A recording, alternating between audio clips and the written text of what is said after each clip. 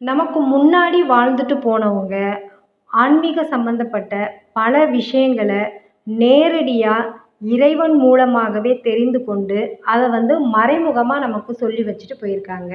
ஏன் அவங்க மறைமுகமா சொல்லி வச்சுட்டு போயிருக்காங்க? நேரடியாவே சொல்லலாமே அப்படின்னு பார்த்தோம்னா, ஆன்மீக சம்பந்தப்பட்ட விஷயங்கள் வார்த்தைகளுக்கு அப்பாற்பட்டது. வார்த்தைகள வச்சு அத எளிமையா விளக்க முடிஞ்சா கூட, அது அதுக்கு அப்பாற்பட்டு உணர வேண்டிய ஒரு விஷயம். தகுதி உள்ளவர்கள் உணர வேண்டிய ஒரு விஷயம். அது ரகசியம் நிறைந்தது. அதனால தான் அவங்க மறைமுகமா சொல்லி வச்சுட்டு போயிருக்கிறாங்க. இது கண்ணுக்கு தெரியக்கூடிய இந்த ஸ்தூல உடல் அறியக்கூடிய ஒரு விஷயம் அல்ல. கண்ணுக்கு தெரியாத அந்த சக்தி உடல் அறியக்கூடிய ஒரு விஷயம்.